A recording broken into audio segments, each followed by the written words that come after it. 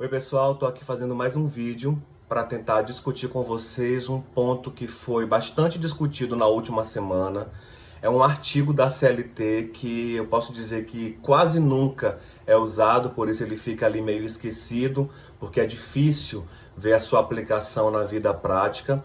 Mas depois que o presidente da República fez umas declarações públicas sobre a aplicabilidade desse artigo, muito ficou sendo discutido entre os empresários, entre empregados, advogados, professores, mundo jurídico, acerca da aplicabilidade desse artigo no momento atual que estamos vivendo. É o artigo 486 da CLT, né, que fala sobre a responsabilidade trabalhista nas indenizações decorrentes das demissões acontecidas nesse período.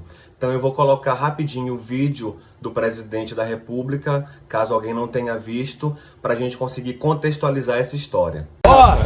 Tem um artigo pessoal da imprensa, tem um artigo na CLT que diz que todo empresário, comerciante, etc., que foi obrigado a fechar seu estabelecimento por decisão do respectivo chefe do executivo, os encargos trabalhistas quem paga é o governador e o prefeito, ok?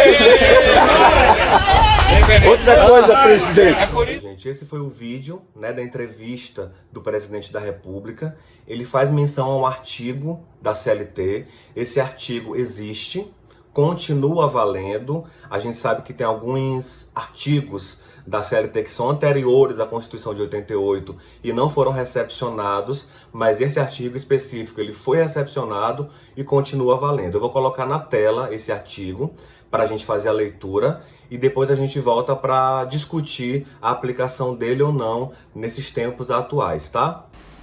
No caso de paralisação temporária ou definitiva do trabalho, motivada por ato de autoridade municipal, estadual ou federal, ou pela promulgação de lei ou resolução que impossibilite a continuidade da atividade, prevalecerá o pagamento da indenização, que ficará a cargo do governo responsável. Pronto, gente, feita a leitura do artigo, vocês viram que pela leitura simples desse dispositivo a gente vê total identidade com o que estamos vivendo nos momentos atuais. Mas antes de começar a discussão, eu preciso dizer o seguinte: tudo que eu emitir de opinião, tudo que eu disser de tese, de construção, eu não falo em nome da magistratura, tá? Não falo em nome da Justiça do Trabalho, falo como professor, como alguém que está estudando, até porque não poderia falar em nome da Justiça, né? Os casos ainda não estão chegando, não estão sendo apreciados, não poderia antecipar julgamento. Isso aqui é uma análise ainda em construção, em amadurecimento. Estou aqui inclusive para ouvir opiniões contrárias, para que eu possa aprofundar os estudos na matéria. Tá? Então vamos lá. Como vocês puderam ver, toda vez que uma atividade empresarial for suspensa definitiva ou temporariamente por ato governamental, e aqui se inclui ato de prefeitura, de governo de estado ou governo federal, tá?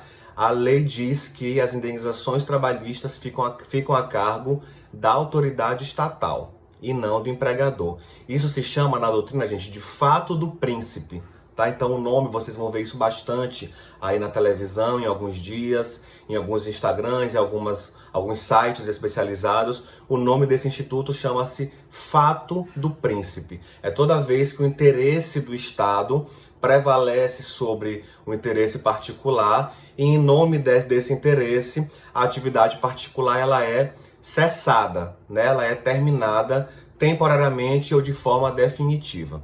Então, numa leitura fria da lei, a gente entende que se aplica aí essa indenização a cargo do Estado. No entanto, gente, e aqui eu falo a minha opinião, tá? Vou trazer a opinião contrária.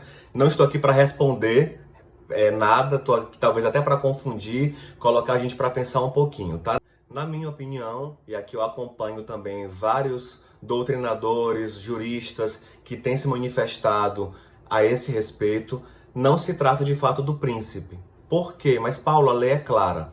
Vamos lá. Os exemplos clássicos que os livros de direito trazem de fato do príncipe, quando tentam explicar esse instituto para os estudantes de direito, eles trazem um exemplo clássico que é a desapropriação. É quando o Estado, né, desapropria um imóvel e ali um comércio local, alguma coisa privada, para a construção de uma obra pública, um viaduto, um hospital público, uma rua, uma avenida. Então, nesse caso, a gente vê nos livros, quando a gente estuda aí na faculdade, que se trata de fato do príncipe. O poder público teve aí um poder de escolha, que a gente chama de discricionariedade, é uma análise de conveniência, de oportunidade, e decidiu desapropriar aquele imóvel para que ali passasse uma avenida, uma rua, ou fosse construído um hospital público.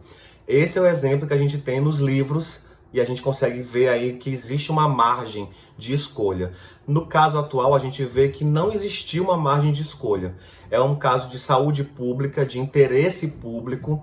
O governo precisava agir, tanto os governos municipais como os estaduais.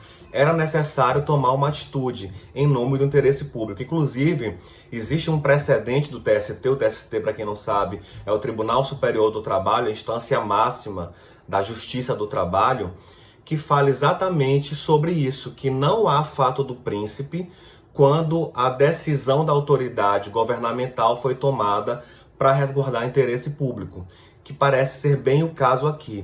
Até porque se a gente analisar pelo outro lado, se os governos estaduais, municipais, o federal nada fizessem, né, a gente poderia ter ações de indenização em face do Estado pela omissão na proteção à saúde pública e do interesse público. Então, de certa maneira, o Estado seria responsabilizado de uma forma ou de outra, agindo, né, ou não agindo. Então, esse é meu posicionamento, é o posicionamento de grande parte dos doutrinadores, dos juristas, de professores, de advogados respeitados, mas também outra parcela de estudiosos respeitados, advogados, juristas, se manifesta no sentido contrário. Falam que se aplica sim a teoria do fato do príncipe, que quando se estuda direito administrativo clássico, não se faz a distinção entre ato vinculado ou ato discricionário, né? O que quer dizer isso? O ato vinculado é aquele que só existe uma escolha a ser tomada, uma decisão a ser tomada. O discricionário, como eu falei, existe uma margem de escolha. Então, os estudiosos do direito administrativo clássico, e aí também tem vários pensadores atuais que concordam com essa tese. É fato do príncipe, a decisão tomada pelo Estado precisa ser compartilhada por toda a sociedade precisa pagar esse prejuízo, e como a sociedade paga esse prejuízo? Por meio do Estado, né? Já que se paga impostos, tributos, isso se consolida no orçamento, né? No tesouro, no dinheiro público, e esse dinheiro precisaria responder a essas empresas que precisaram demitir nesse período, já que suas atividades foram interrompidas temporária ou definitivamente. Então nós temos dois lados de uma mesma moeda. A gente só vai saber o que vai acontecer na realidade quando esses casos começarem a chegar na justiça, até porque aí vem um outro ponto. Esse fato do príncipe, ele não se opera de imediato. Vamos ver o que diz o parágrafo 1º do artigo 486 da CLT. Sempre que o empregador invocar em sua defesa o preceito do presente artigo, o Tribunal do Trabalho competente notificará a pessoa de direito público apontada como responsável pela paralisação do trabalho, para que no prazo de 30 dias alegue o que entender devido, passando a figurar no processo como chamada à autoria. Como vocês viram, isso é matéria de defesa. Ou seja, é preciso que exista um processo judicial, ou seja, aquele empregado que não recebeu as verbas rescisórias precisa entrar na justiça contra o seu empregador, né, cobrando as verbas rescisórias, e o empregador, em defesa, na contestação, vai trazer a alegação de que se trata de fato do príncipe, de que foi o governo estadual, municipal ou federal que determinou o fechamento, a suspensão das atividades e que aquilo ali inviabilizou a continuidade daquela relação de trabalho.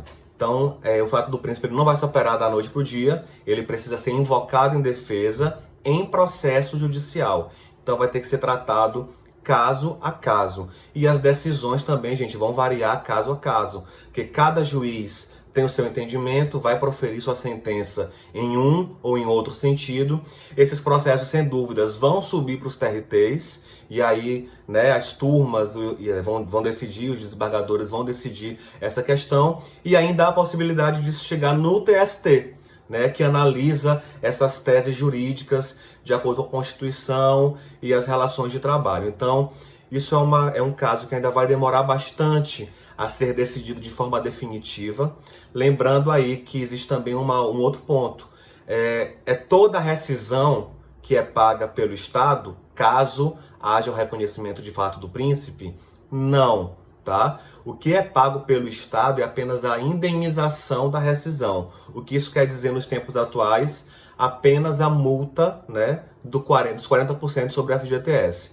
Aí não entra 13º proporcional, férias proporcionais, saldo de salário, porque tudo isso se configura em verbas trabalhistas, direito adquirido do empregado, e a responsabilidade pelo pagamento continua sendo do empregador, havendo fato do príncipe ou não, tá? O que vai ser transferido para o Estado é a responsabilidade pelo pagamento dos 40% do FGTS.